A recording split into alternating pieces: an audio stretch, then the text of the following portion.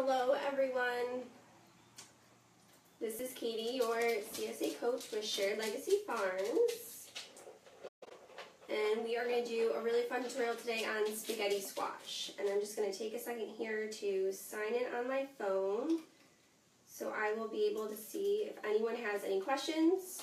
We do have some people in our Facebook group for our CSA program that are watching this live, so I'll be able to see if they have any questions as we go on. So, like I said, today's tutorial is on spaghetti squash. It is one of the varieties of squash that show up in your box.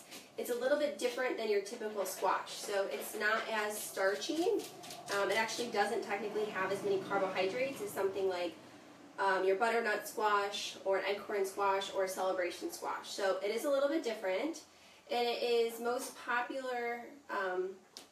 It's gained a lot of popularity because a lot of people use it as like a pasta substitute. So kind of looks like a melon. I know some people in our group were getting confused with their melons versus the spaghetti squash, but it looks like this when you get it, and it can actually be stored for 2 to 3 months, if not longer, if you have a fairly cool environment. So you don't want to let it get frozen. It does best at like 50 to 60 degrees in a dark place, so you could store it in a refrigerator. I've actually had these out at room temperature for probably about a week and they've been fine. My house is fairly cool right now, so you just kind of want to be smart and make sure that you keep it cooler. The closer you can get to 50 degrees, the longer it's probably going to be stored. You can store them unwashed. You can just rinse them off when you go to use them. You do need to cook spaghetti squash, so it's not something that can be eaten raw. So we're going to talk about a few different ways to cook it. So when you go to use this, if you did want to use it as like a pasta substitute with some pesto or some marinara, or some sort of like stir fry with a spaghetti or a noodle type thing, we're going to have to roast it first. So it's easier because the skin is so tough. It's easier if you heat it up a little bit first before you go to cut it so you don't hurt yourself. So you can throw it in your microwave for maybe 5 minutes to kind of let it soften up. I actually just let this one sit in my oven while it was preheating for probably 10 or 15 minutes, and that seemed to make it a little bit better, although it could have sat in there a little bit longer. So when you're going to roast this, you are going to preheat your oven to 400. It's probably going to take 30 to 45 minutes depending on how you cut the squash. So 2 different ways you can cut it. The most common way is to cut it in half lengthwise like this. So to do that, you would cut off the top here, cut it down the center, and then you'll see that you have these seeds here, and you will just need to scoop those out before you go to use it. I will tell you that we also have a spaghetti squash ebook coming your way, so stay tuned in the comments for that. We'll have lots of recipes and different ways to use the squash. So you can cut it like this and roast it flesh side down. Probably going to take 50 minutes. This is going to be, or 45 minutes or so. This is going to be great if you want to scoop out the spaghetti. I'm going to show you another technique to use that as well, but also to make more of a stuffed spaghetti squash. If you see online, there's lots of like burrito bowl type recipes or stuffed lasagna type recipes.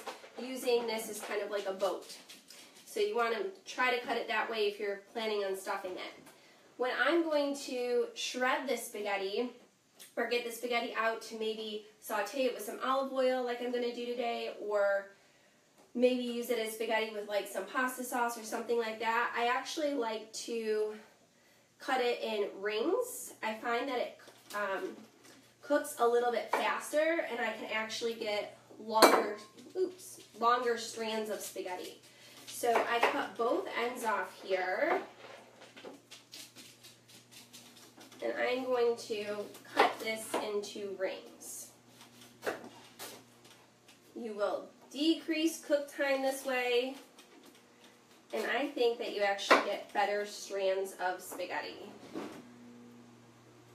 You can see how hard this is, and this was with it sitting in the oven for a little while. So I've got these rings, and And before you cook these, you still have to scoop out the center, the seeds. So I will cut them out. And the seeds are actually edible. So you can get out the seeds, rinse them off, make sure they're dry, and you could actually roast them if you wanted to. See, the center will just pop out.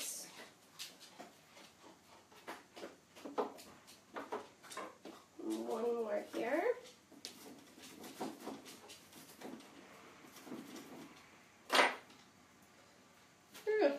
All right. So if I'm using spaghetti squash more the traditional way where I just want the strands of spaghetti, I'm going to cook it in rings like this.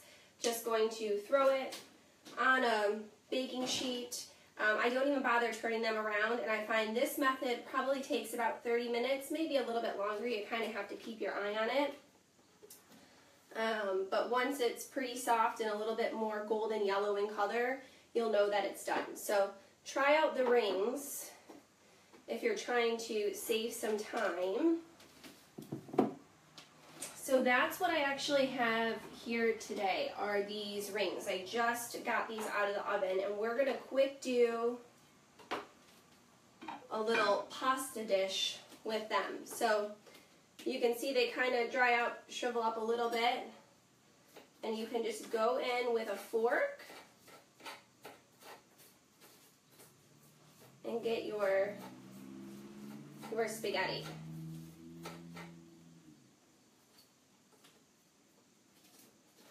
These might have been able to cook a little bit longer. I'm going to get out the spaghetti and then I'll show you guys. So you can actually just, oh, I had a bowl here. You could take the spaghetti out, or the squash out like this, and go ahead and pour some pasta sauce on top. If you had some marinara or some meat sauce ready, you could simply just throw some salt and pepper and go ahead and eat it that way.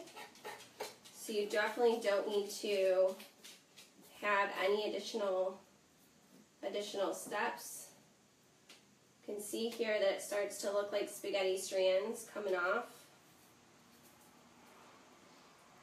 I like to saute it in a little bit of oil with some seasonings before I serve it, so that's what I'm going to quick do today.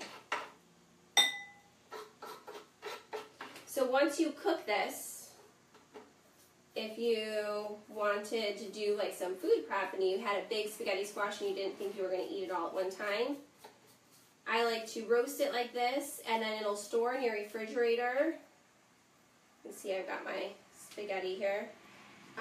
It'll store in your refrigerator for up to 5 days in an airtight container. So I might cook a large spaghetti squash and then just pull a little bit from it and heat it up in a pan with some olive oil, salt and pepper, or some tomatoes. I've even thrown a fried egg on top. So you can kind of meal prep a little bit and have it on hand. All right, we've got one more. And like I said, for those of you that are watching your carbohydrates or trying to watch some calories a little bit, spaghetti squash, you could eat pounds of, I don't know about pounds, but you could probably eat this whole squash before you'd even get like a cup of pasta. It's kind of my guess. So the skins you can compost. It's not something I typically eat. We're going to heat up a little bit of oil.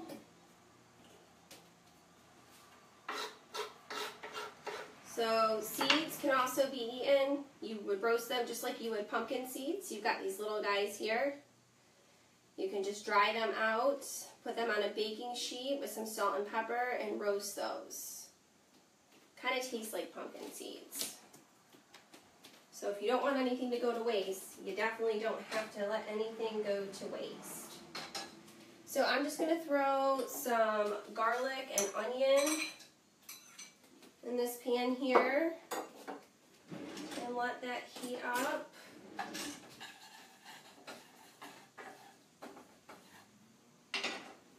Turn my oven off. I've actually got another one of these cooking. I figured we could also make a burrito bowl. So I will grab that out of the oven. And these are warming up.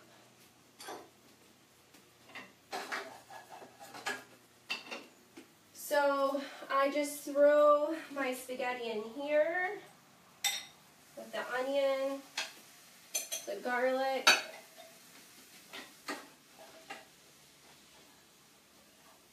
it's already pretty warm because I just pulled it out of the oven. So I kind of just do this to give it some extra flavor. And I add some salt and some pepper. This would be the time when you could add some pesto.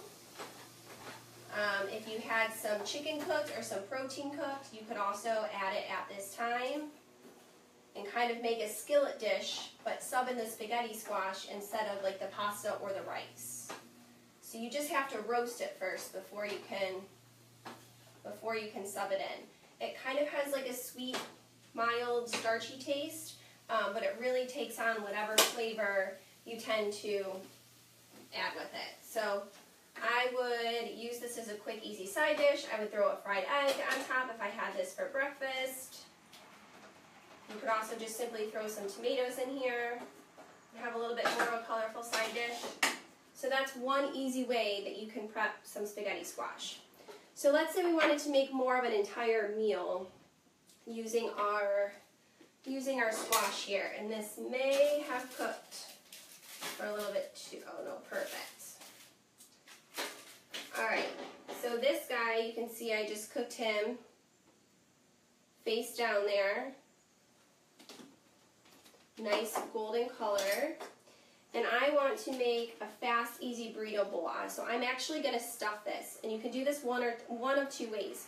You can shred out all the spaghetti first if you want, or if you're in a hurry, you can just throw it in the boat in the middle. But first, I'm just going to cook some of my ingredients for my burrito bowl to get them going in this pan. And I'm going to stuff the bowl, and then I'm going to throw it back into the oven.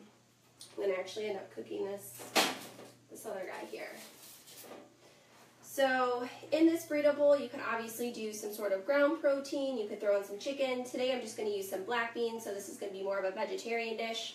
I've also got some frying peppers here. You could use any type of pepper. I've got some corn, some onions, a little bit of diced jalapeno, and some shredded cheese that I'm going to put on top. So the inside of this is, there's no specific recipe really. It's just going to be what you want to add to it. So I'm going to add, I had some bunching onions that I had frozen.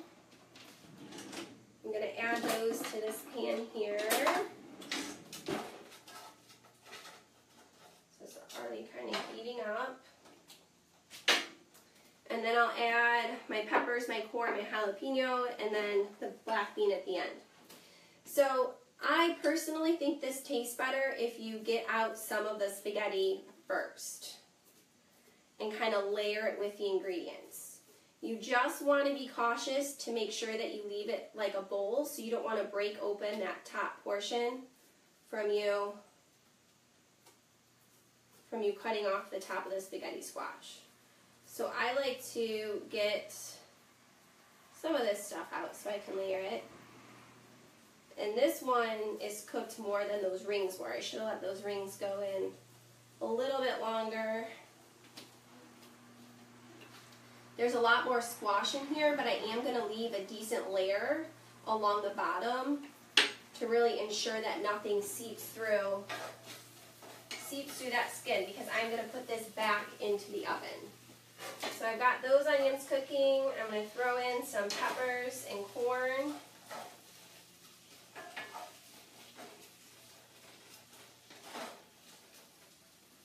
And let those cook a little bit. If you were looking for some sort of exit strategy because you didn't have time to use your spaghetti squash and it was starting to get a little squishy, or you could see that it was going bad, you can freeze spaghetti squash but it's always going to come out a little bit mushier because of the moisture content. It's kind of similar to like zucchini when it comes to freezing it. So you would want to roast it first if you were planning on freezing it. Shred out the spaghetti. You're never going to freeze it whole like this. Shred out the spaghetti, and you're actually going to let the spaghetti sit on some paper towels in your refrigerator overnight to absorb a lot of the fluid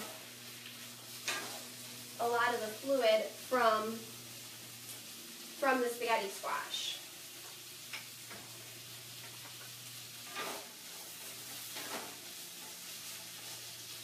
And then once you've got that fluid removed, then you can store the spaghetti in a Ziploc or a freezer-safe bag in the freezer.